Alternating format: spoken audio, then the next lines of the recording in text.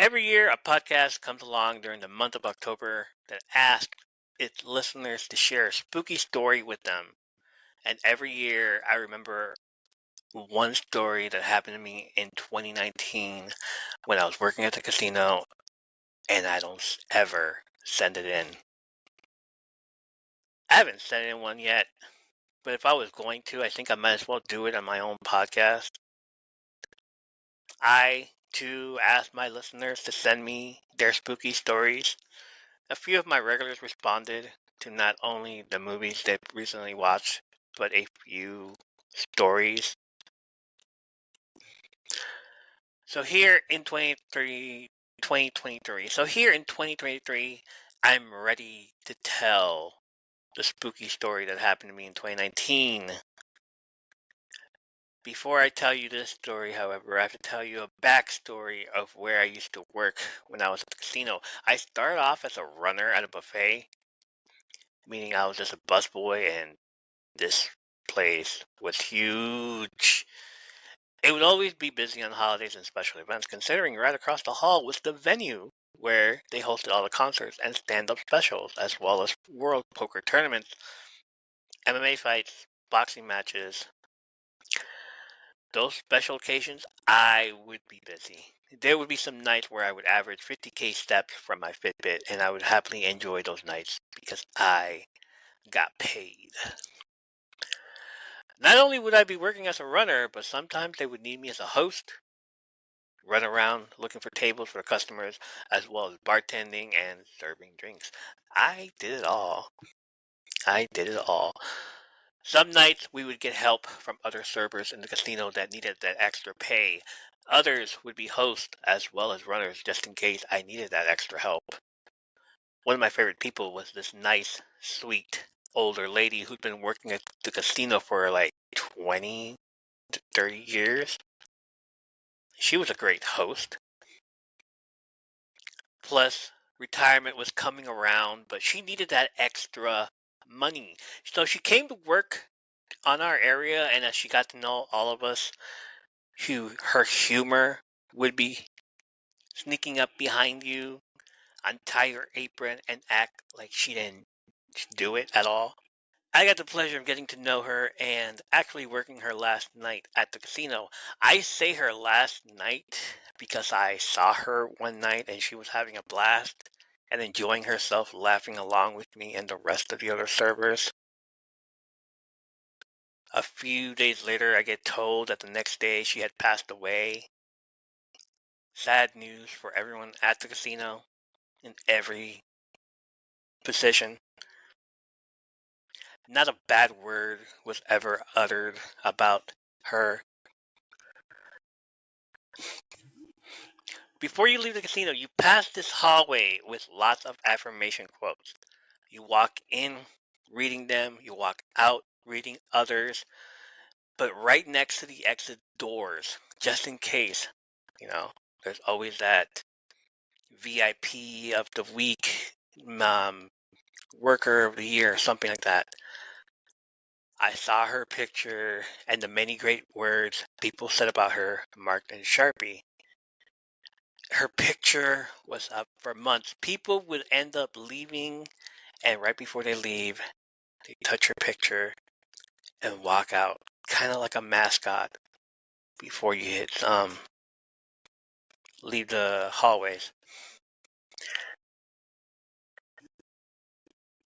As pranks, now the runners and the servers started untying each other's aprons because it was fun doing it and getting to know people like so. Other you knew they were new because they didn't like it. HR. Um, we're not. Let's not get into that. So in late 2019, I'm working late. It's a busy night, and we get the usual large amount of customers. So we start calling people from the floor and the venue. We get them and work our asses off so much that we barely take our breaks. I think it was lobster month. Jeez Louise, it was lobster month.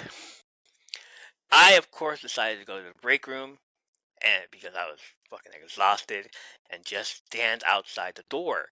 Not inside, but Definitely not outside. Just standing in the middle of the doorway, like right there. Like partly going out, partly going in. I needed a break. I needed to refresh.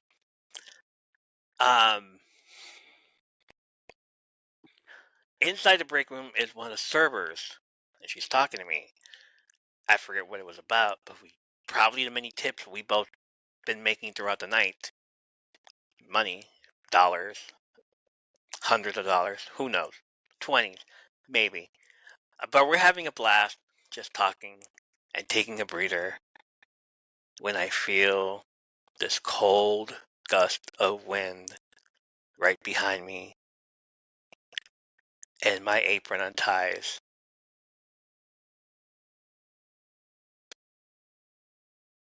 Yeah, I turn to look around and nobody's around except for the servers getting their drinks together and working their asses off for 5 tables. I turned to look at the girl that I was talking to. She asked me what was wrong. I asked her if she saw anybody behind me, and she says no. I freak out. No, shit. Don't tell me that. Nobody was behind me the entire time. I didn't want to believe this. My apron just untied itself. I turn to look to my left again and see the camera, security camera right up there. I go to my boss, explain to her what happened, ask her if it's okay to ask security for this moment to see what it catches. And she smiles and she says, yeah, go right ahead. Humor her. Let's humor her, I guess, right? So we do that.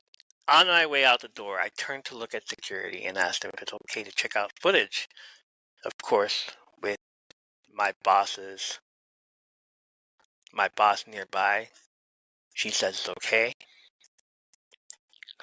I'm getting myself in trouble at this moment because all my boss sees is me just standing around by the break room while the place is fucking busy. Basically. What am I doing? Why am I just standing there? But then the security guard gets our attention and tells us the moment when I freaked out. And it was because my apron got untied. And he's showing us a shiny glowing glowing orb right above me. And it moves towards the camera. And then it disappears.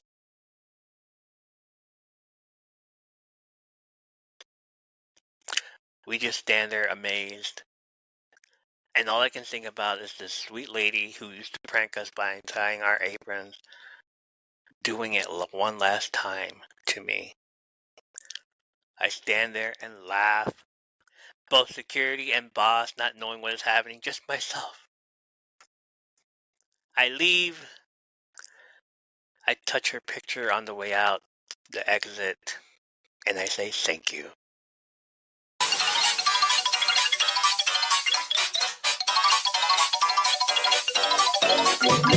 Spooky, scary skeletons and shivers down your spine.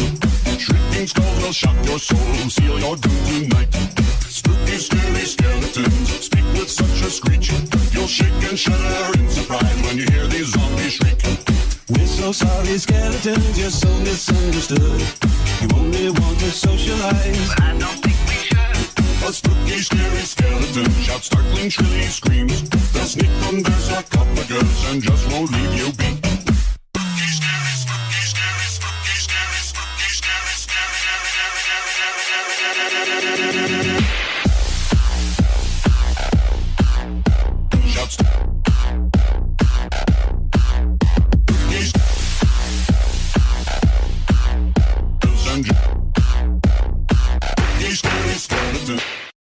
Welcome back to the podcast.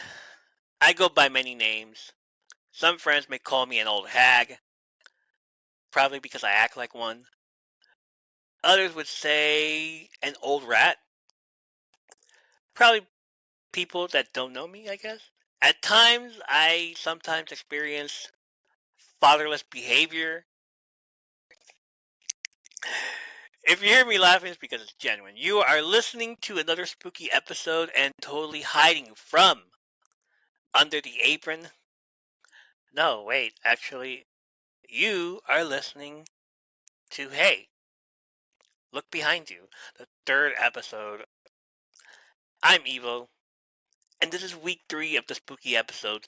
More horror movies and what we think about them, plus countless more listeners sending me their answers. Full disclosure on why this episode may sound like this. A little bit tiny of a difference. The Spotify for Podcasters app needed an update. I did that. I didn't know that it would crash on me. It crashed. So I installed back again. It wouldn't work. Still crashes. It just keeps stopping by itself. So I sent them a feedback, told them what's going on. I'm waiting for answers back or something. Maybe it'll probably work again. So instead, I went to the desktop to see if I can record from there. It sent me to the Riverside app. I installed it on the phone. I'm using it on the phone right now. I've heard about Riverdale. Wow. I've heard about Riverside. They're already gonna cancel me. They're not even gonna support me or anything. I've heard about Riverside and all its perks, so here I am. Let's try it out and see what all the fuss is about. Before I begin with the episode, I have 2 spooky stories, so I'm going to read them out for you. The names of the people that sent me these have been changed to protect the innocent. I don't want Casper possessing any of them, so might as well confuse the little devil. The first story is from the Sparkly Experiment. We, her friends, Barbecue Squirrel, know her as Manda. She is this amazing British lady, so I have to do it. I have to do the British accent. So here's her story in many ways than one. I live in Lincolnshire in the UK. Grew up in the hamlet outside a town called Caistor. Teen years were spent roaming woods, fields, etc. She says etc. Who does that? Who says etc.? Typical rural English stuff. Coming through the woods with my brother one night, we came out onto a straight road heading back home. In front of us, ambling down the road, was the biggest, blackest dog I have ever seen, the size of a small deer. We stopped, with me clinging to him like a mollusk on a boat, both of us shaking. It never turned around, never broke its stride, as it turned and walked into a field and seemed to just melt away. The name Caistor might sound familiar to some, especially those who play Assassin's Creed Valhalla. I love the way she says Valhalla, because I usually say Valhalla. No, she says Valhalla. Many here have encountered the Gemad wolf, and to find it in a video game was one hell of a shock. One hell of a shock, I tell you. Ooh, cheeky. Hold your biscuits, everybody. I just said something British.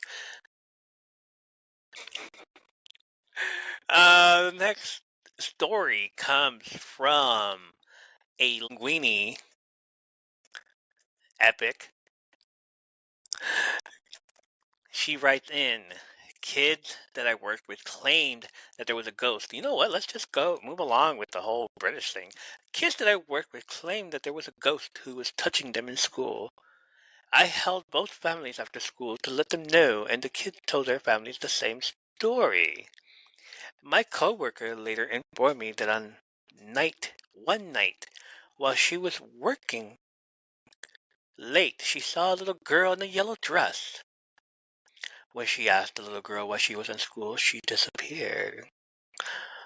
Oh my, hold my biscuits.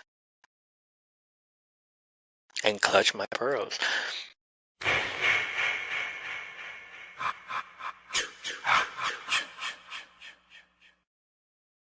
In a world where the spooky and supernatural collide, 2 friends go on an epic journey to the other side. Hi, I'm Rain. Hi, I'm Luna, and we're the hosts of Spooky Natural, a podcast where we try to make a skeptic into a believer. Check us out to hear spooky tales of ghosts, Alien encounters, cryptids. and all other unexplained mysteries. Follow us on Twitter Instagram, and join our Facebook group. and listen wherever you get your podcasts. Spook you later.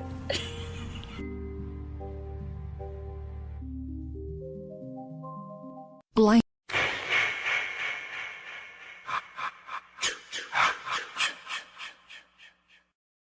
I got more listeners giving me a daily horror challenge. I somehow streamed these movies, and let me tell you, they are fucked up. We're gonna start off with La Clementina. Most disturbing horror film that I love would probably be Antichrist. I know Lars von Trier is a shit human being, but he is the only director who has literally recreated some of the imagery I used to see in my dreams and nightmares, long before I ever watched his films. I love the part where the fox speaks, chaos reigns. It just tickles my subconscious in a way I cannot describe. I love that film, and I think it's beautiful. That, and then The Evil Within by Andrew Getty of the Billionaire Gettys. He made the entire film himself, designing camera rigs and techniques, and shooting it all on his own home. It has a low budget feel, but some of the shots are incredible. If you read about Getty, you'll get this uneasy feeling about how morbid and unstable, and maybe tortured, he was as a human being. Even his death was somewhat mysterious and disturbing, and it seems to be all reflected in his film, which wasn't even released when he died. It's literally a haunted film. Favorite zombie film would have to be Pontypool. It's so original and manages to pull off a good amount of suspense, even though most of the film contains very little of the traditional horror elements. It's hard to describe how great it is. You just have to watch it. I will also always love 28 Days Later. You can't deny the force that movie was at the impact and it had on the zombie subgenre. Indie horror is the best. My favorites at the moment would probably have to be Green Room, May, and Skinamarink. Yes, I love it. Favorite monster movie is probably The Gate. Those demons are so fucking cool looking. Does possession count? Yes, it does count. You should definitely check out Possession.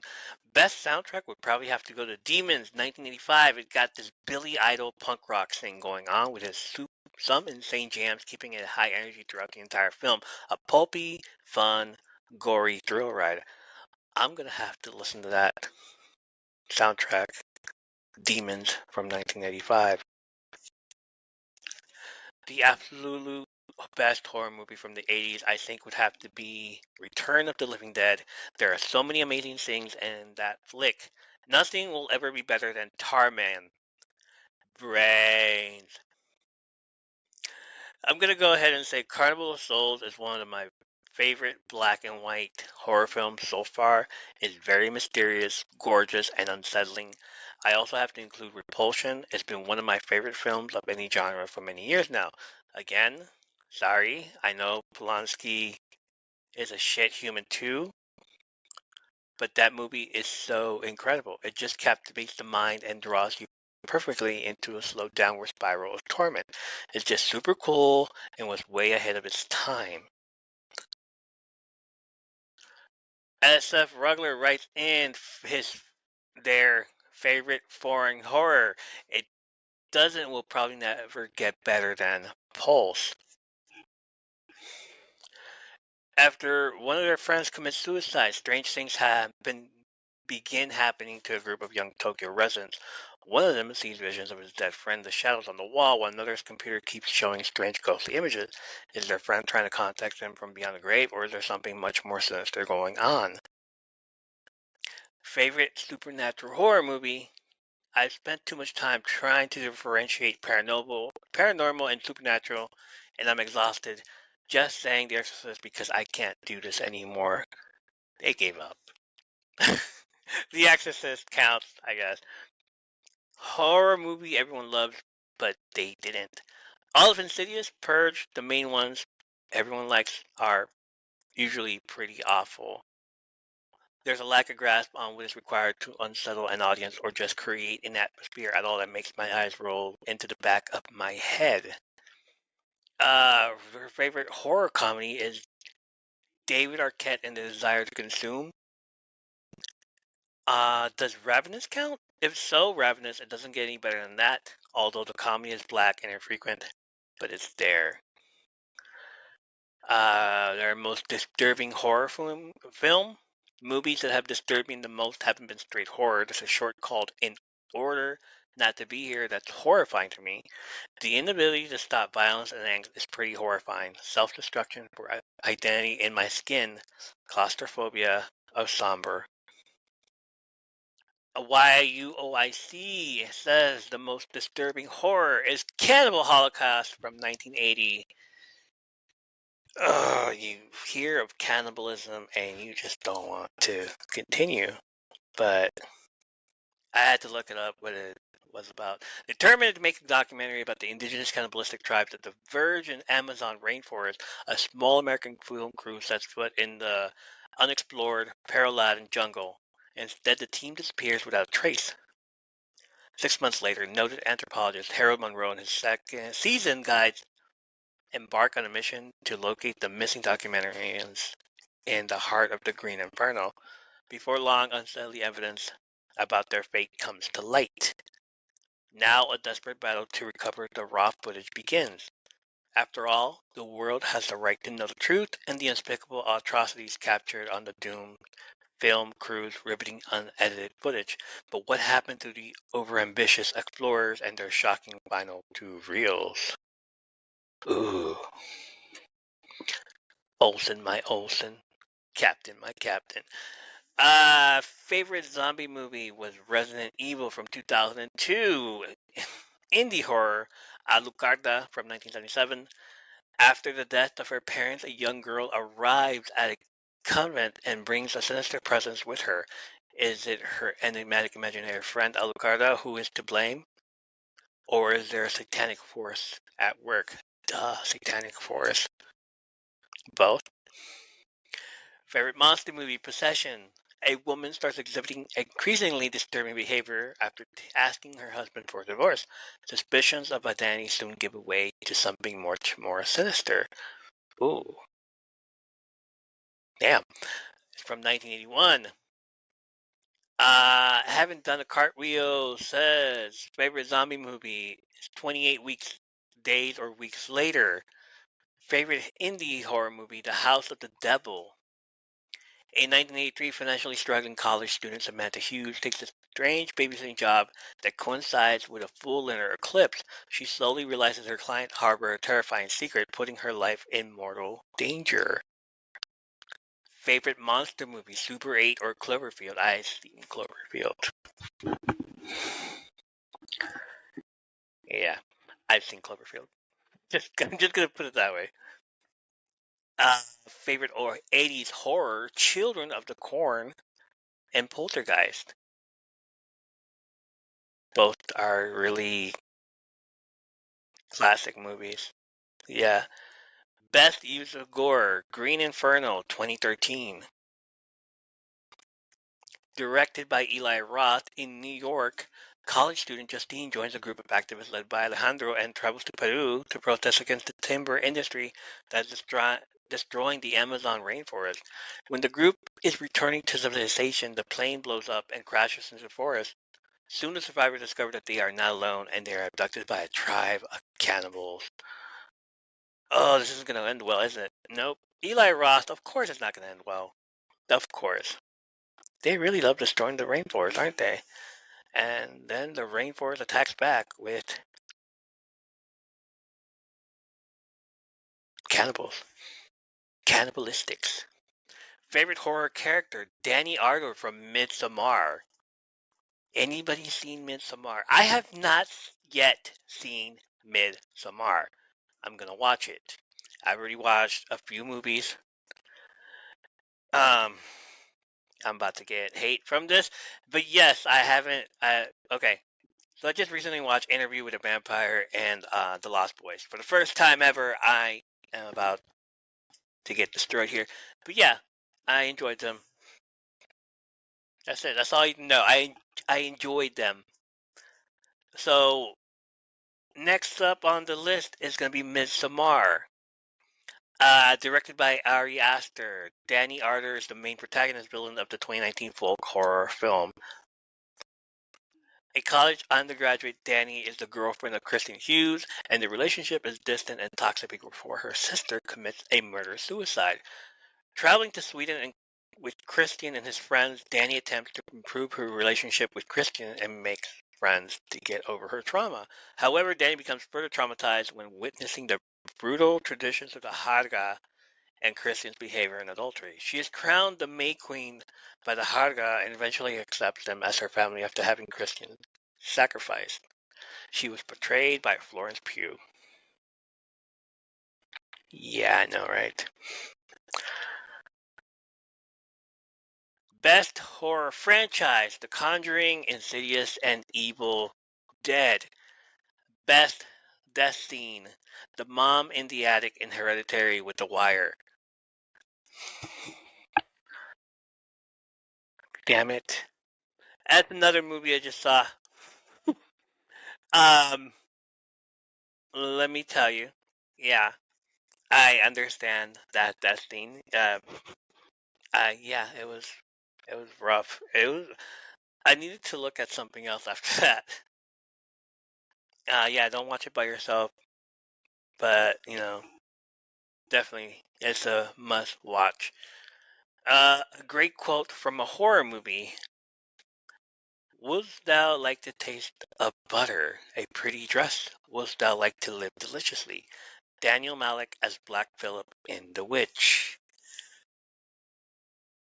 In the movie, the quote is the devil's offer to Damacian to join a witch's covenant in exchange for simple pleasures like butter and pretty dresses.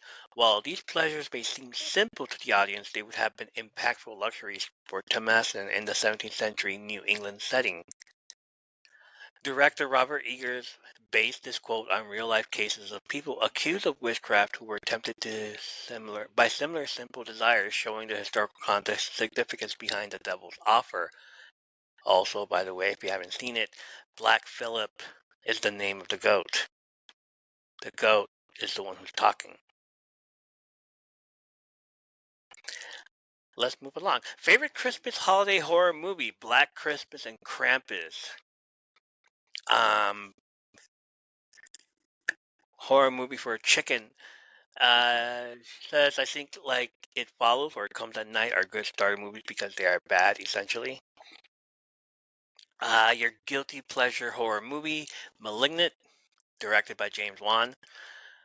27 long years after the brutal Simeon Research Hospital incident, abused Madison wakes up in the hospital in present-day Seattle, but with numbing visions of murder getting in the way of a normal life. More and more, Madison's obscure past emerges, baffling both herself and the local detectives. Are these explicitly violent killings figments of Madison's troubled imagination?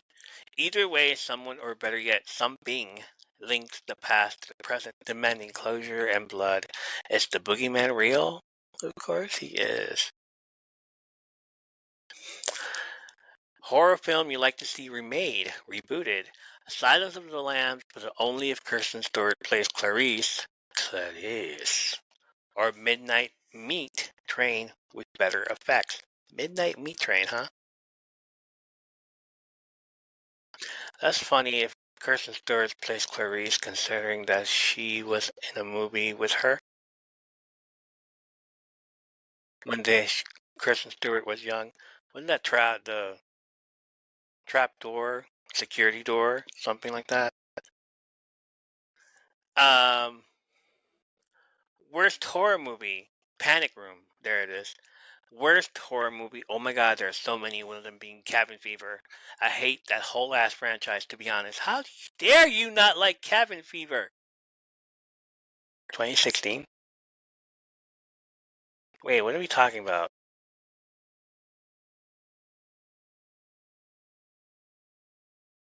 I thought Cabin Fever came out in 2000, not 2016. Which one's Cabin Fever? Because am I thinking of Cabin Fever or Cabin by the Woods? Cabin in the Woods. The Cabin in the Woods. Cabin Fever. Okay.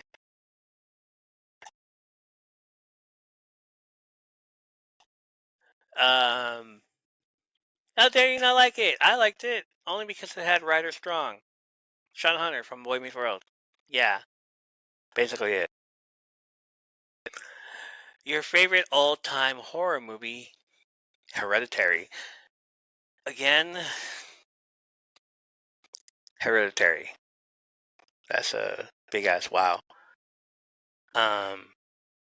Yeah. Wow.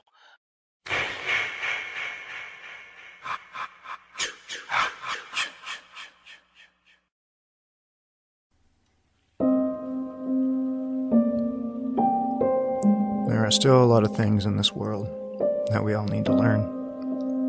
Oftentimes, these things may seem trivial, but lessons nonetheless. It's been many years, and now it's time that I told you how it all began. It started with a virus, and no, not the one you're thinking of. This virus came so quick, there was no way we could have prepared for it. Everyone was still focused on COVID-19 when it struck. Some believed it was a variant, but they were wrong. Before we knew it, the world was thrown into chaos. Riots broke out in almost every major city. Looters began taking whatever they could, even each other's lives. People lost loved ones, they lost homes, and some lost themselves.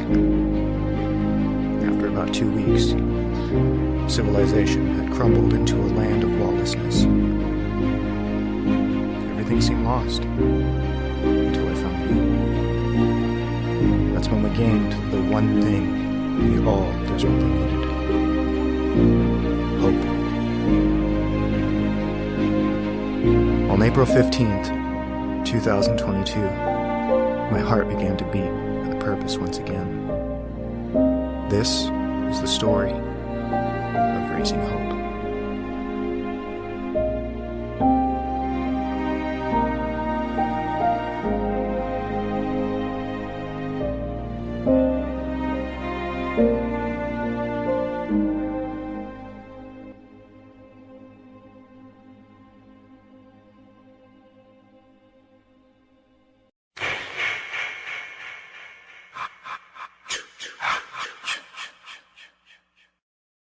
All-time favorite kills.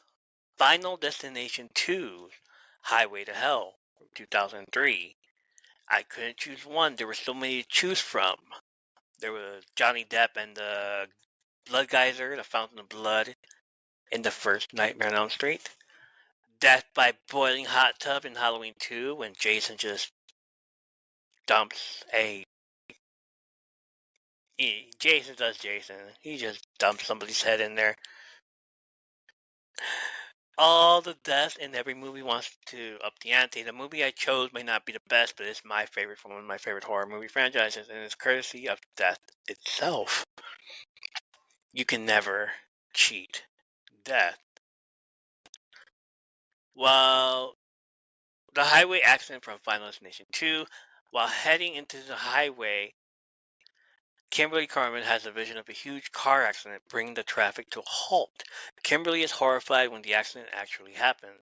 Kimberly links the occurrences with a similar event that occurred 1 year ago on the same date that she had the premonition, the Flight 180 disaster.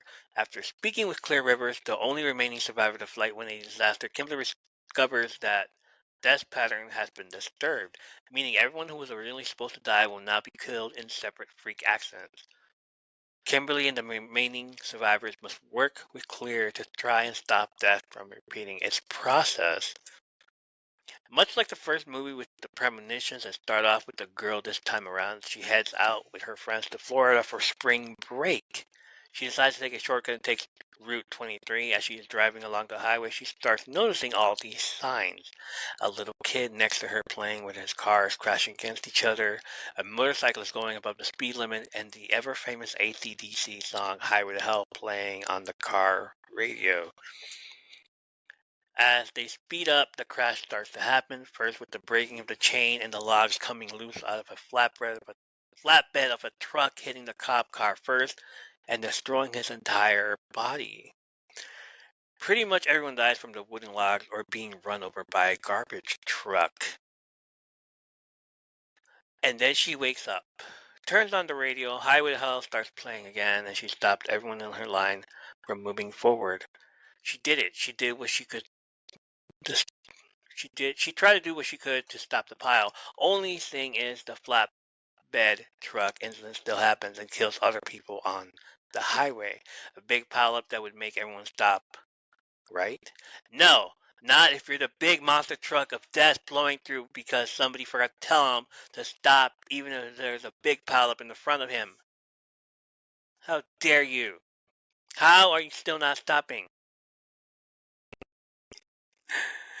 He keeps going in his way as a girl's truck with her friends in it because she decided it was a good idea to stop riding that path to avoid everyone in line being behind her from driving forward. So what does the truck of death do? It keeps driving and hits her car with her friends in it. Directed by David R. Ellis, past horror movies include stunt work in movies such as Warlock and Warlock the Armageddon, Invasion of the Body Snatchers, Misery, V, and V the Final Battle. And he was the director that brought us Snakes on a Motherfucking Plane. Starring A.J. Cook, Michael Landis, Terrence T.C. Carson, Tony Todd, Justina Machado, Noel Fisher, and reprising her role as Clear Rivers, Ali Larter. Killing count 27 according to Dead Meat on YouTube, with 15 in the pileup. Just like the first movie, The Accident on the Highway was based on the 125 Carl pileup on Interstate 75 in Ringgold, Georgia on March 14, 2002. At around 5 minutes, a school bus full of kids chanting pileup is from Mount Abraham, the same school as all the victims from Final Destination 1. The Stony Brook Institution Sanatorium that Claire placed herself in the same sanatorium used in the opening of Halloween Resurrection, 2002. In 2019, an accident happened where a man driving behind a logging truck had a near-miss death. The driver rear-ended the logging truck, and the logs were thrown through the windshield onto the man's car. He had been bent down retrieving something, or he would have been impaled by the logs. Rescue workers had to cut through 30 to 40 logs before they reached the man, but they had only minor injuries. The man's name was never released. That was real. I saw it. It was on the news. It was on Twitter. It was on TikTok. This is why I avoid the trucks with logs all over the place. No, never doing this. We all know where this is going. Nora's death is based on a real-life incident. Dr. Hitoshi Nakado, a surgical resident at a Houston hospital, was decapitated by a malfunctioning elevator in 2002. The doctor's shoulders were pinned by the doors, which then allowed the ceiling to slice off most of his head as the elevator continued to move upwards. Hey, it's a horror episode. That's horrific. Next up, favorite final girls. I tried looking for others. Alice Johnson, played by Lisa Wilcox. I don't even care if she's not known. She survived Freddy twice. The first, in part 4, the Dream Master, she inherited the powers of all her friends and kicked his ass hard. Horror movies are not supposed to make sense, but it happened. The second time around in part 5, The Dream Child, Alice gets pregnant and Freddy is haunting the baby through his dreams, but she kicks his ass again, survived, and is never mentioned or seen again until the comic book Freddy vs. Jason vs. Ash, where she dies off screen but her son is alive. So there's my pick with a second to Sidney Prescott, played by Neve Campbell, who has gone through 4, 5 movies, 6, and lots of relatives to be mad at her for something her mom did 20 years ago. Is it 20 years ago? 30 almost 30 years ago now, guys. Jesus. Alright, Freddy's most grotesque kill. Roach Motel. Debbie is starting to lift weights when Freddy decides to spot her, pushes the weights down on her body, thus breaking her arms and revealing to be Roach. Horror movie not supposed to make sense. In a supernatural sense, Debbie walks around with her roach arms and gets stuck in a glue trap to which Freddy is now holding, peeks through, laughs, and squashes it. Lisa Elizabeth Wilcox is an American actress and former model and designer. She is best known for her role as Alice Johnson in the Nightmare on Elm Street sequels 4 and 5. Since then, she has appeared in countless TV shows, including the short-lived Bill and Ted's Excellent Adventure, Boy Meets World, the original Walker Texas Ranger, and Chicago Hope. In 2000, Wilcox and the Nightmare on Elm Street 4 co-star Tuesday Night founded a footwear jewelry retailer company called Toe Bright, which is still in business today. In 2009, Wilcox portrayed Nurse Owens in the FearNet-produced web series Fear Clinic, for which she was nominated for the 2010 Streaming Awards. She starred alongside Robert Englund and Danielle Harris. That very same year, she appeared as herself in the documentary Never Sleep Again, the Elm Street Legacy, which is a 2010 American direct-to-video documentary film that chronicles the entire Nightmare on Elm Street franchise, except for the 2010 remake. The documentary also explores the rise of New Line Cinema. Heather Langenkamp, who portrayed Nancy Thompson in 3 of the Nightmare films, served as the project's executive producer and narrator. As of February 2019, the documentary has grossed over $400,000 from video sales. In 2013, she starred in the thriller film Imago under the direction of Chris Warren, alongside actors such as Natalie Jones, Danielle Jones, Melanie Donahue, Parrish Randall, and Debbie Rocan. Facts about Nightmare 4 and 5. For Nightmare 4, directed by Renny Harlin. Kill count, according to Dead Meat on YouTube, 7. First film in the franchise where Robert Englund received top billing in the opening credits. During the writing of the film, Renny Harlin and some of the producers by chance happened to bump into James Cameron. Cameron somewhat facetiously asked Harlin how he was going to bring Freddy back to life for this movie, to which Harlin also somewhat facetiously replied, "A dog pisses fire in him and he comes back to life? I don't know." The idea ended up being used in the film anyway, although in a more metaphorical manner than in a literal sense, with Robert Englund explaining that a dog urinating fire after Freddy's remains is meant to symbolize a hellhound and how evil Freddy truly is. Oscar-winning screenwriter Brian Helgeland was hired to write the film after being recommended by Robert Englund, for whom he penned the screenplay to Englund's directorial debut, 976 Evil, in 1988. The film had released a date set, but no script or director, and Helgeland was hired under the conditions that he could deliver the script within 7 days. He was advised by New Line Cinema head Robert Shea that if the script came in a day late, they didn't want it. Helgeland then flew home to Massachusetts for Christmas and wrote the script sitting at his father's kitchen table. He FedExed the finished screenplay back to Los Angeles and made his deadline. Based on the script, director Renny Harlin signed on, and the film marks Helgeland's first screen credit. Though 976 Evil was his first produced screenplay, it was released after this movie. Reportedly, Renny Harlin's original version of the film was considered to be too campy and ridiculous by New Line Cinema, which is why some cuts were made on the film before theatrical release. Harlin's original cut had an alternate score and many deleted and extended scenes. These included more scenes with Kirsten, including a nightmare scene in which she is chased by Freddy soon after he killed Joey and Kincaid, and an extended version of the beach scene where Freddy's shadow is touching and burning her with sunburns. Small parts of these scenes can be seen in trailers for the film, and there's also some stills showing the extended beach scene. There was also an additional nightmare scene with Alice dreaming that her father turns into Freddy. It is believed by fans who first discovered these missing scenes that Harlan's original version is lost. Only the original script has all the deleted scenes. According to everyone interviewed by the movie and the documentary Never Sleep Again, The Elm Street Legacy, no one really knows why Patricia Arquette didn't come back.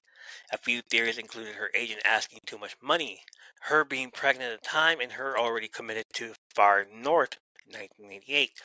Arquette commented on the issue in 2017. They asked me to come back for Elm Street 4, but at the time I was starting to break into kind of meteor roles. She said meteor. I had just done a movie of the week about teen pregnancy called Daddy in 1987, and I was really liking getting deeper with my work. I love the horror genre and the Freddy's franchise, but I was chopping at the bit to try other things as an actor. Alright, give it up for David Arquette's sister. Renny Harlin based this film on a Chinese ghost story, 1987, and created all the nightmares himself based on dreams he had throughout his film. Nightmare on Elm Street 5 Facts. Directed by Stephen Hopkins. Kill count according to Dead Meat on YouTube. Shitty ass 3. 3 people. Nightmare on Elm Street 5. 3 people were killed. Yep. Lame. Stephen King and comic book writer Frank Miller were offered the job of writing and directing this movie. Alex Proyas was also offered as his first directed project, but he turned it down because he didn't want to make direct sequels and felt it was more fun to make original material. The laughter heard at the end of the right before the credits roll is a clip of Vincent Price laughing at the end of Michael Jackson's song Thriller. Price's laughter is sampled at the beginning of Kool Moe Dee's song Let's Go, which is played during the film's end credits. A previous trivia entry stated that 1989 was the only year that the 3 major horror franchises, Halloween 1978, Friday the 13th 1980, and The Nightmare on Elm Street 1984, released movies in the same year. In chronological order, the films released are Friday the 13th, Part 8, Jason Takes Manhattan, this film, and Halloween 5, The Revenge of Michael Myers, 1989. But actually, all 3 franchises released movies in 1988 as well. In chronological order, those films are Friday the 13th, Part 7, The New Blood, A Nightmare on Elm Street 4, The Dream Master, and Halloween 4, The Return of Michael Myers. Interesting, the 2 Elm Street films and Halloween films released in 1988 and 1989 were each released on the same month, which was August and October, respectively. According to Fangoria magazine in 1989, screenwriter Leslie Boehm revealed that he wrote a draft about Freddy going after an unborn baby for A Nightmare on Elm Street 2, Freddy's Revenge, and again for A Nightmare on Elm Street 3, Dream Warriors, titled Freddy's Baby. The story was a direct homage to Rosemary's Baby from 1968 about a new family, teenage boy, his pregnant mother, and a stepfather the boy didn't get along with moving into the Freddy house. Tonally, it was a real bloody, scary idea, much more physical and realistic since the dream reality stuff was less central in the series at the time after the original. The story was more of a possession scenario, with Freddy getting inside the mother's womb, controlling the fetus. He jokingly imagines Freddy's glove clawing his way through a pregnant belly. However, New Line passed on it because executive Sarah Reicher was pregnant at the time and was upset with the idea, and they went with David Chaskin's concept instead.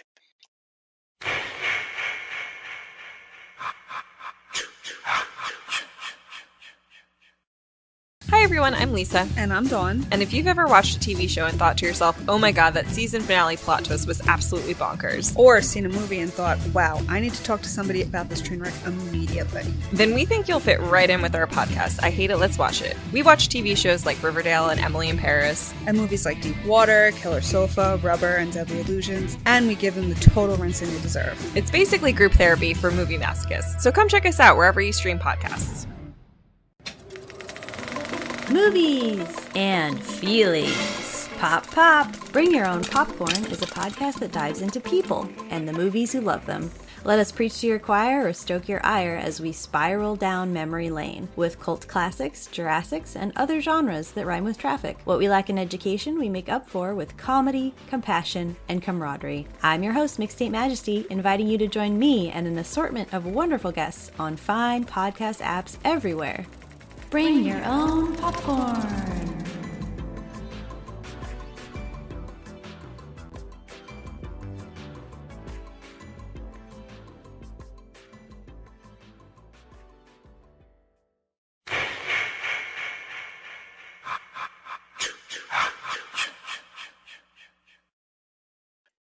Last horror movie you saw in theaters.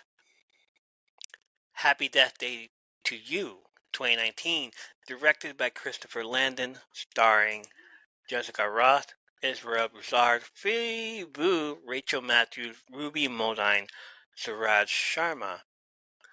Having survived the farcical but utterly life-threatening events in Happy Death Day, the feisty sorority sister Tree Geldman finds herself in the same college dorm, thankful to be alive. However, this time it's Carter's roommate, Ryan, who claims that he is reliving the same paradoxical day over and over again as mysteriously paranoid killer in a single tooth baby-faced mask with a big kitchen knife has made a habit of murdering him. Under those circumstances, a valiant but vain attempt to face the challenge once more will send Tree back to square one, trapped in an all too familiar and blood-drenched time loop. How many deaths separate Tree from a truly happy birthday? Obviously, this was the last movie I watched in theaters. It opened earlier in 2019, but I was also working at the casino at the time, didn't have time to do anything throughout the year. So once 2020 hit, I ended up staying home and streaming every other movie that I missed out on. I love the first movie because it was similar to Groundhog Day, and they make mention of that in the movie. But in this movie, they change it up for sci-fi-ish and throw in a little Back to the Future references here and there. Kill count, according to Dead Meat on YouTube, is 20. Favorite Tree death. After watching her current boyfriend from the end of the first movie smooch with his new girlfriend and Tree's nemesis, she decides to go skydiving without any parachute and a bikini. She jumps out from the plane and times it right to land right in front of the happy couple while pausing to throw both middle fingers out at the audience. That's the choice. Like in the first film, where Carter announced the story bearing similarities to the plot of Groundhog Day, he establishes a similarity with his sequel's plot to Back to the Future Part 2. There's also some small nods to the films, like the wood chipper being from Biff's tree removal, and also a clock tower scene. The film was released in the United States on February 13, 2019 by Universal Pictures. Critics praised Roth's performance as well as the film's shift to a more sci-fi tone, although some noted it as a derivative of the first film. It grossed $64 million worldwide against a $9 million budget. $9 million budget. A third film, Happy Death Day to Us, is in active development. Oh, I can't wait for Death Day to Us. I'm gonna kill both the girl and the boy. Next up, favorite classic horror movie, The Bird, 1963, directed by Alfred Hitchcock. Melanie Daniels is the modern rich socialite, part of a jet set who always gets what she wants. When lawyer Mitch Brenner sees her in a pet shop, he plays something of a practical joke on her, and she decides to return the favor. She drives about an hour north of San Francisco's Bodega Bay, where Mitch spends the weekend with his mother Lydia and younger sister Kathy. Soon after her arrival, however, the birds in the area begin to act strangely. A seagull attacks Melanie as she is crossing the bay in a small boat, and then Lydia finds her neighbor dead, obviously the victim of a bird attack. Soon, birds in the hundreds and thousands are attacking everyone they find out of their doors. There's no explanation as to why this might be happening, and as the birds continue their vicious attacks, survival becomes the priority. Classic would be 30 or 40 years, right? There were so many to choose from, but when I went with the one I thought was classic when I first saw it in the 80s. Everyone has a fear of clowns, mass murderers, roaches, dogs, but I never would have imagined that a bird would be considered a killer until I saw this movie. Thus, my fear of stupid seagulls in high school, I got attacked in the parking lot once. Fact, if you touch a baby bird after it falls from its nest, mama bird will hate you forever and will have a family of birds attack you. Lesson learned as a kid. Same. I hate birds because of this movie. There's something about Hitchcock, the movie, that really gets to you when you want to sit down and watch, but put you on the edge of your seat, and I love him for that. Unfortunately, this movie fell prey to the sequel curse, but it only came out on television in 1994 with the star of this movie, Tippi Hedren, in a different role from the original version. There's been talks about remaking or rebooting, but hopefully it doesn't, and it stays a classic. Arachnophobia. Yes. Afraid of whales, orcas, and dolphins. Alfred Hitchcock revealed on the Dick Cavett Show in 1968 that 3,200 birds were trained for the movie. He said the ravens were the cleverest and the seagulls were the most vicious. Of course ravens are clever. They were planning your murder. Sir Alfred Hitchcock saw Tippi Hedren in a 1961 commercial aired during the Today Show and put her under contract.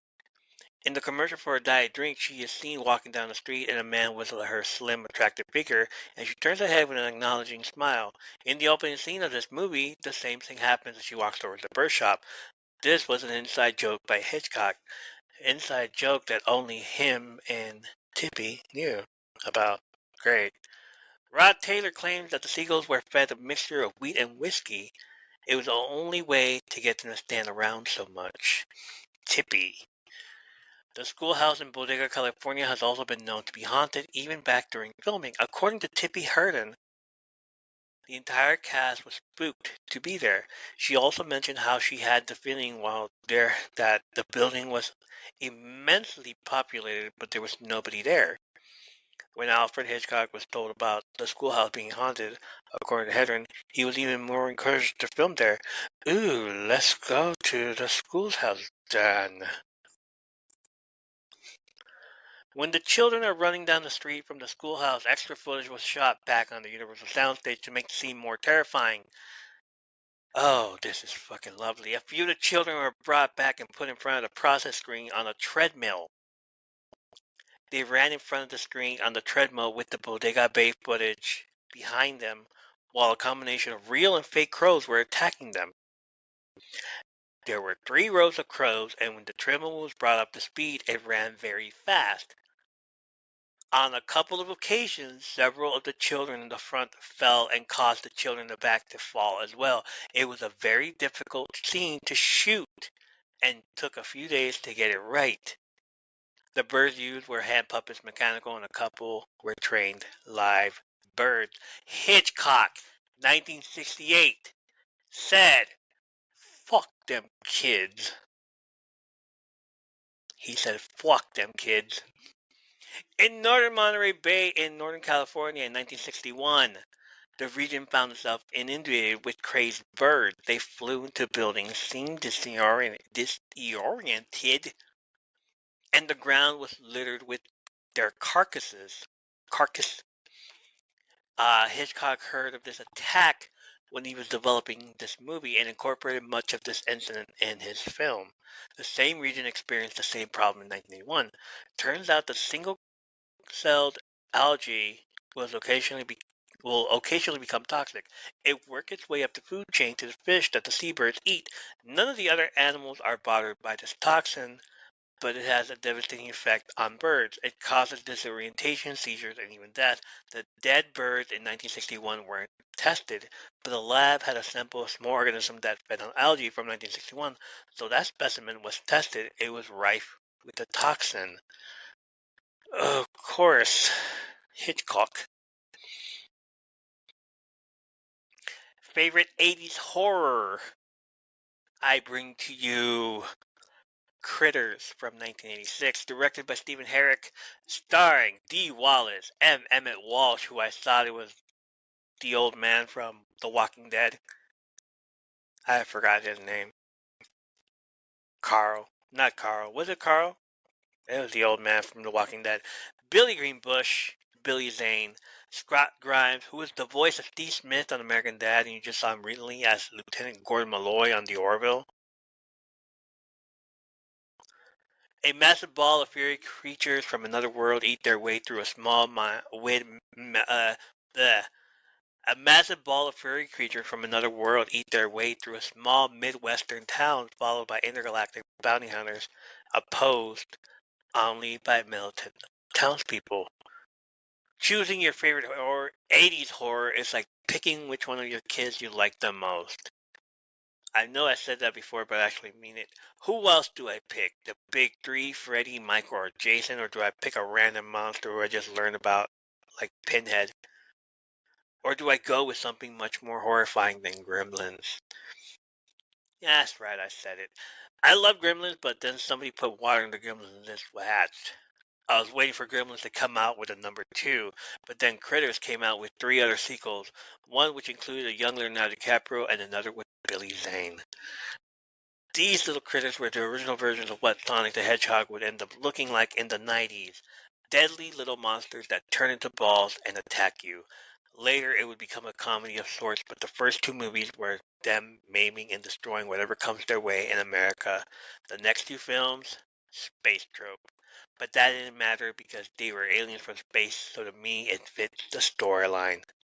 Whatever the case, I love these little furballs no matter how grotesque they look.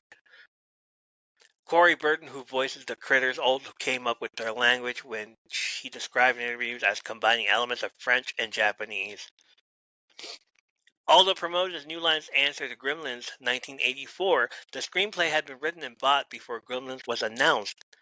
Herek had based the screenplay on a nightmare he experienced as a child, long before Gremlins was even conceived.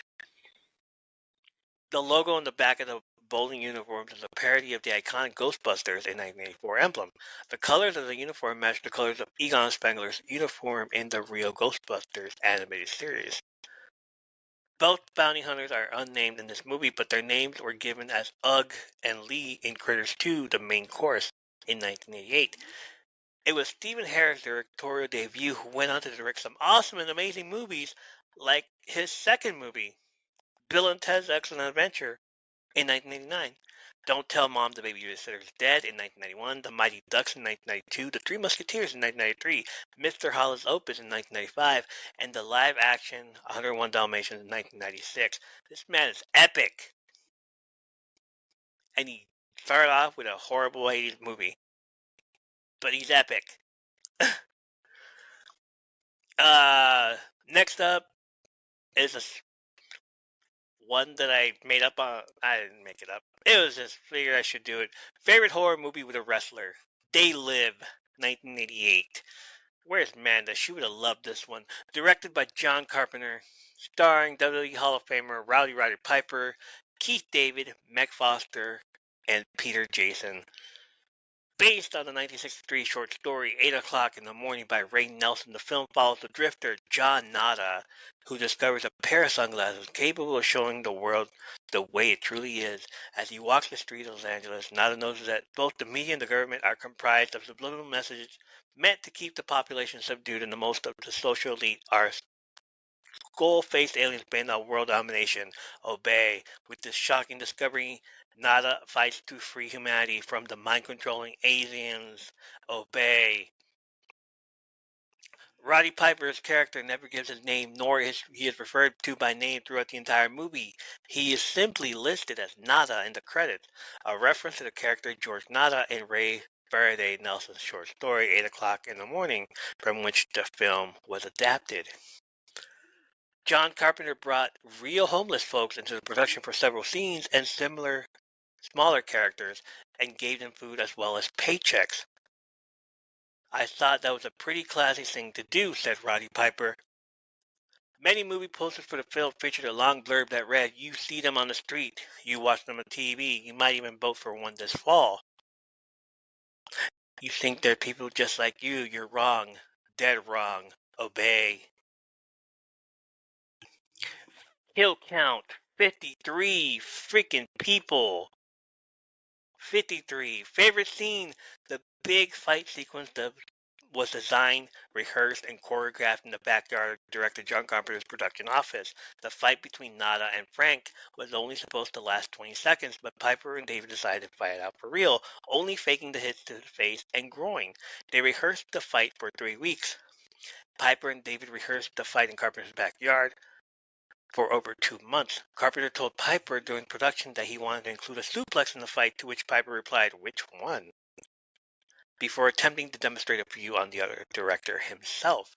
Carpenter managed to avoid falling victim to those, but he did consent to letting Piper subject him to a sleeper hold and vouches for its authenticity. Carpenter was so impressed and kept the scene intact, which runs 5 minutes 20 seconds. Vince McMahon didn't want Roddy Piper to do the film. "Yeah, I figured," said John Carpenter. McMahon told Piper that he would find him a different film at the same pay rate within 4 weeks, but Piper passed and ended up splitting out with the WWF. Carpenter asked why, and Piper states plainly that McMahon is a control freak. "When I came back to wrestling, I was twice as important as when I left," he says, and credits Carpenter and the success of the film. "The politics of that business is something I don't get," says Carpenter. Roddy Piper credited John Carpenter and They Live with jump-starting the wrestler-turned-actor migration. "I was the first wrestler ever in the history of wrestling to star in a major motion picture studio that became #1 box office of the weekend, and that gave the itch to I don't know how many wrestlers. And not one of them to this day has put out a quality picture like this, and not one of them has had a #1 hit like this." Okay, you gotta realize he said this at the time that he was alive. Many years later, for years after the film's release, and even on the movie's DVD commentary, Roddy Piper maintained that the film was based on an actual incident in the 1950s in which a company manufactured a TV that planted subliminal messages in women's brains, instructing them to make extravagant purchases, obey. Piper was unaware of the documentary he had seen. L'Affaire Brunswick, 1978, was in fact a comedy short, Obey. The role of Nada was originally written for Kurt Russell, but John Carpenter felt he should cast somebody else after casting Russell in 4 of his films prior to this one. Elvis in 1979, Escape from New York in 1981, The Thing in 1982, and Big Trouble in Little China in 1986. Originally scheduled for an October 21, 1988 release date, the film was moved to November 4th in order to avoid competition with Halloween 4, The Return of Michael Myers. Interestingly, John Carpenter had been producer and co-writer of the first 3 Halloween films and director of the first, but Halloween 4 was the first in the series that he was made entirely without his involvement. Another reason to move the release was to capitalize on the November 8th presidential election in tandem with the film's social commentary, Obey.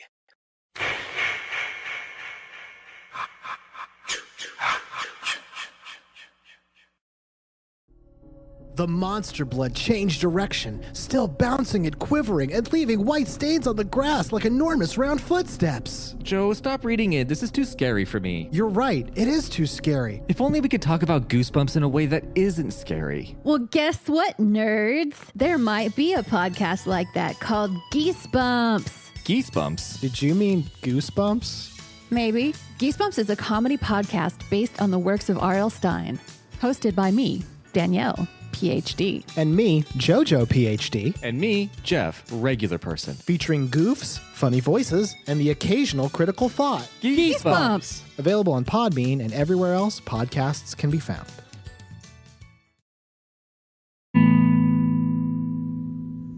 Hey, Welcome to the Sweet Life Pod, the show where we create special moments with special people. I'm your host, Sakari Masters. In the Sweet Life Pod, we'll be discussing individuality, peace of mind, and how to attain and uphold meaningful relationships. If this sounds fitting, then follow the Sweet Life Pod on Spotify now. Thank you.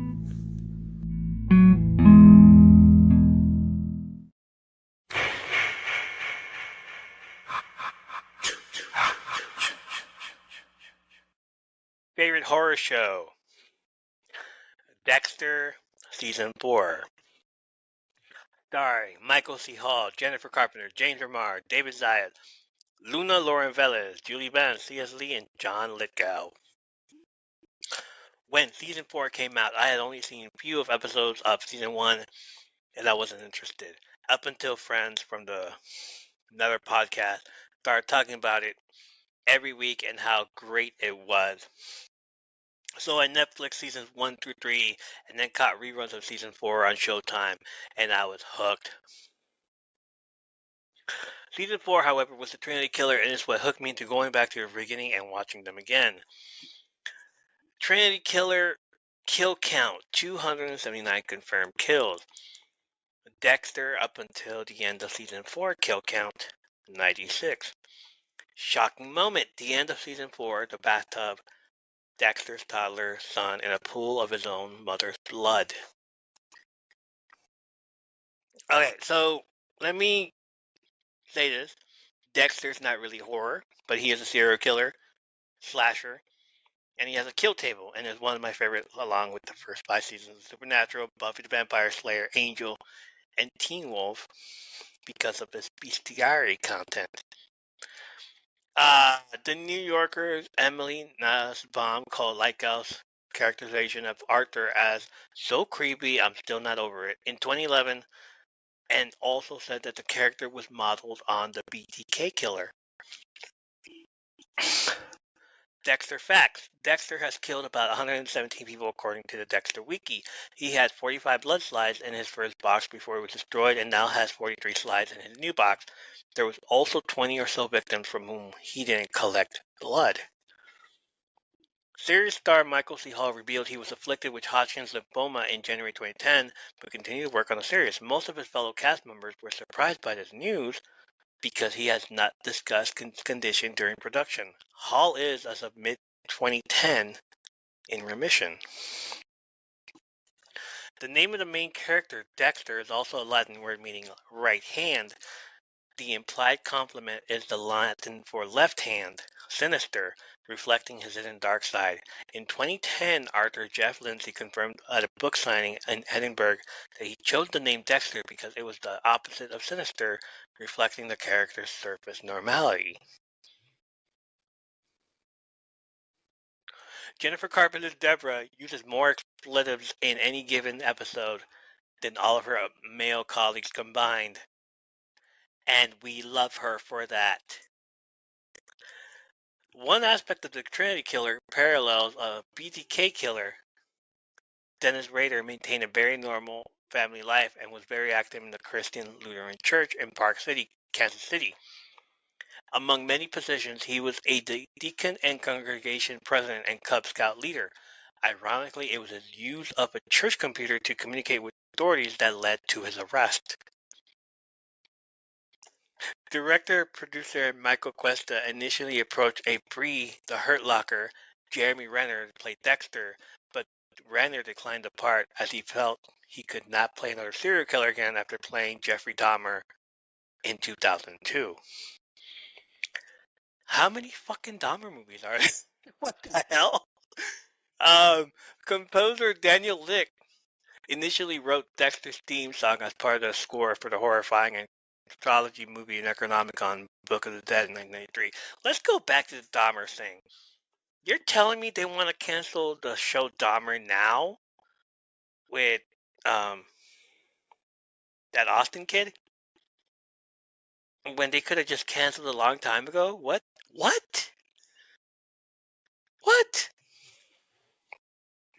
Stop making fucking serial killers famous. There.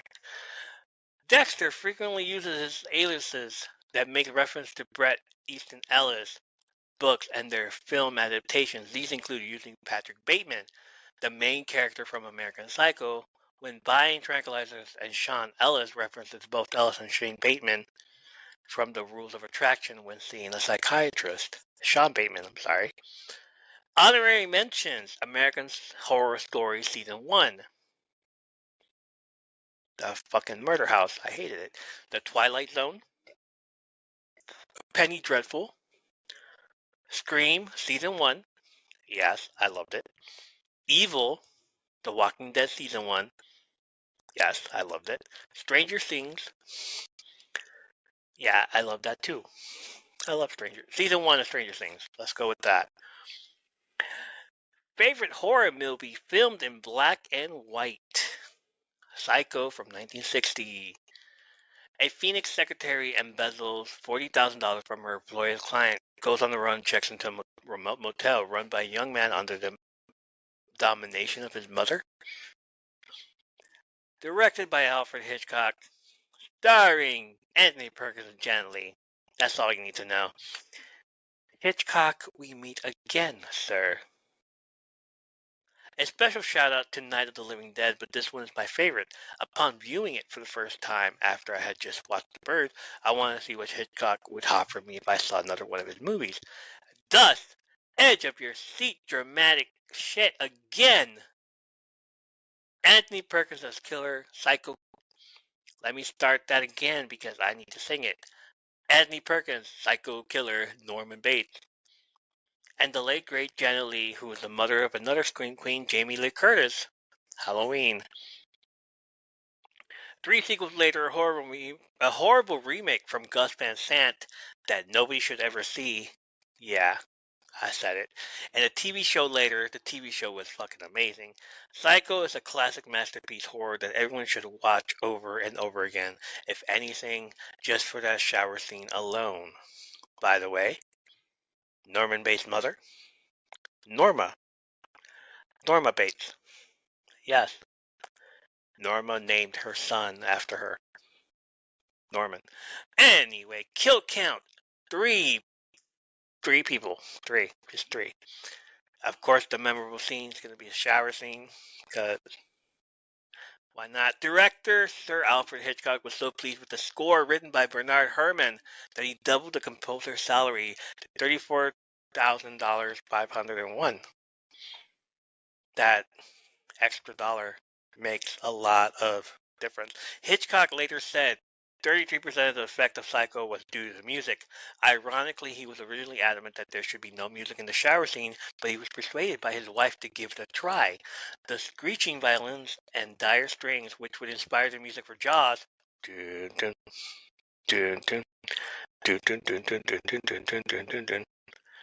ending up selling the scene and driving theatrical audiences beyond anything that they have ever experienced.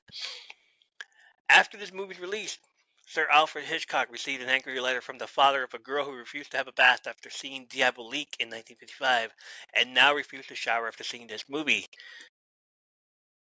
Hitchcock sent a note back simply saying, "Send her to the dry cleaners." Damn right. Iconic. Damn right. Tell that little girl to go wash herself.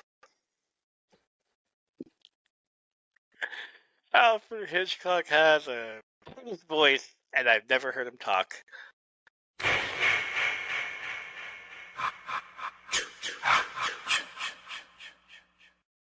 You're listening to Mama Murdered a Podcast. I'm your host, AB. Mama Murdered a Podcast is a podcast where me, the mama, will be killing it on the podcast. We'll be taking a deep dive into things that are hard to talk about and even harder to believe that these things actually happen in the world that we live in. This entire podcast will be a trigger warning. I'll be talking about triggering topics while I dive headfirst into a lot of the cases that I'll be covering. New episodes will be released every week on Wednesdays because nobody likes Mondays and because Fridays are for day drinking and barbecues. Some of the case topics will be murder, of course, serial killers, like Dennis Rader, the BTK killer, missing persons cases, like 5-year-old Summer Wells, who vanished from her own yard in broad daylight in the middle of June in Tennessee in 2021. And especially the ones where it kind of seems like they just vanished into thin air, like Brian Schaefer. He walked into a bar, but he never walked out. He's still never been seen again. I'll also be covering cold cases and lesser-known cases. Join me every Wednesday to talk about all things tragic, murder, and things that happen in the downright ugliest sides of society. If you like what you hear and you want to support the podcast, you can rate me on Spotify. You can also leave a review and rating on Apple Podcast. You can follow me on Twitter and Instagram at murdered_mama. All of these things are free and they only take about a second to do, and it really does help grow the podcast. If you have any case suggestions, please send them my way. You can send them to the email address mamamurderedapodcast@gmail.com.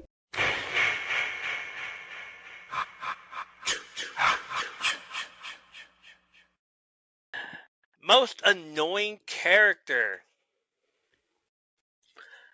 Wendy, played by Shelley Duvall in The Shining, directed by Stanley Kubrick, starring Jack Nicholson, Shelley Duvall, Danny Lloyd. Synopsis: after landing a job as an off-season caretaker, Jack Torrance, an aspiring author and recovering alcoholic, drags his wife Wendy and gifted son Danny to snow-covered Colorado secluded overlook hotel.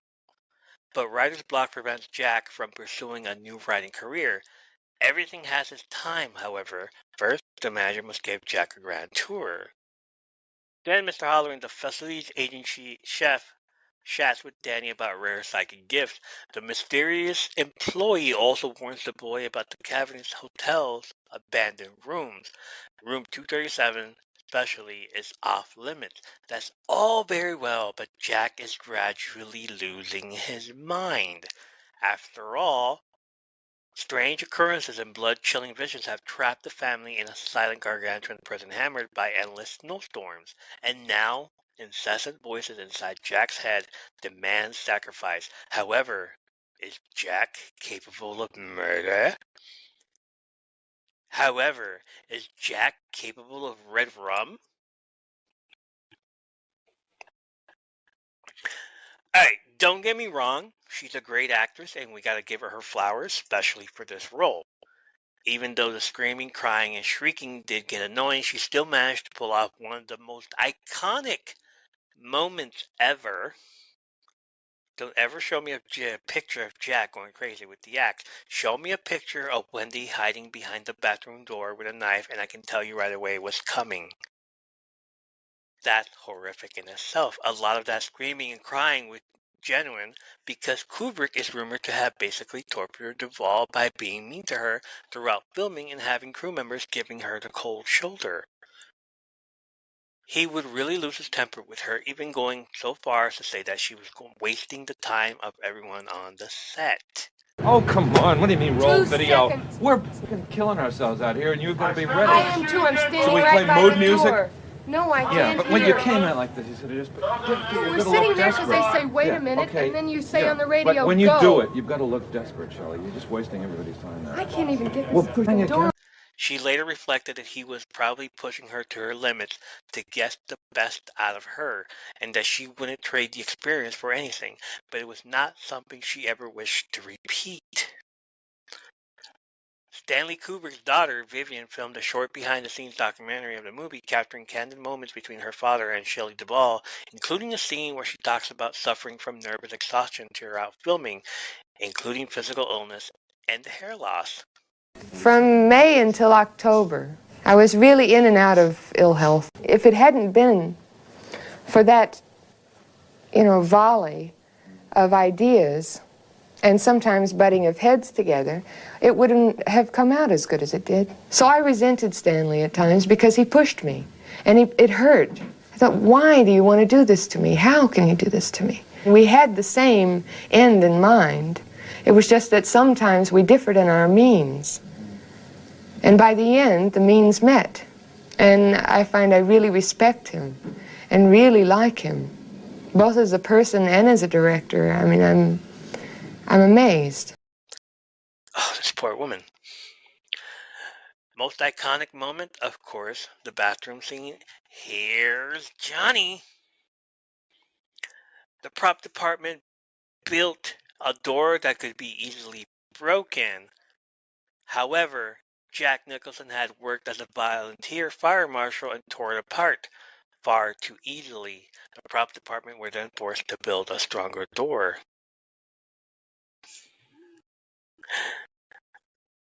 Jack Nicholson and Shelley Duvall have expressed open resentment against the reception of this film, feeling that critics and audiences credited Stanley Kubrick solely for the film's success without considering the effort of the actors, crew, or the strength of Stephen King's underlying material.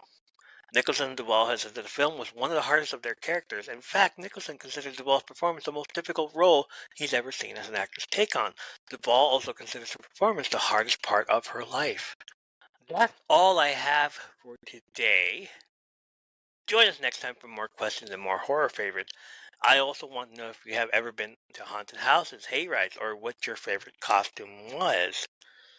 So message me or send me an email. As always, follow us on our socials and support us from Under the Apron on Instagram, Spotify, and YouTube. Apron_stories on the Twitter. More info on the links are where you can listen and watch in the show notes. Listen to us on Apple, Spotify, or any other media you can listen to podcasts on. And because y'all have asked for it, finally, we have the merch.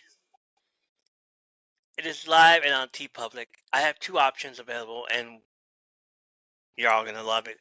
One, we got the new podcast logo from Under the Apron with the ring light shining in the middle of the ring. And the other option is your choice of shirt. Get our Fatherless Behavior t-shirts, all in the name of fun. Wear them and display them just because you show signs of sassy and unprovoked fatherless behavior. Link will be in the show notes. Don't forget to rate us and leave us a review. And if you feel want a little bit more, go to patreon.com/From Under the Apron Podcast. Support us on the Patreon. Become a top tier patron and get patron privileges. And I will shout you out at the end of every episode, like Babel V, Men is Smiling, Damien H, Chanel from the Nerds in Texas Podcast, Cloudy November from the Nose Ascendant Podcast, Wheezy Soup from the Life of a 30-Year-Old Podcast, I Beloved Sigh from the Sweet Life Pod. I'll have the link to these podcasts in the show notes so y'all can check them out. I love them. I love listening to them. Others, Dark Fate Creations. Get your candles now.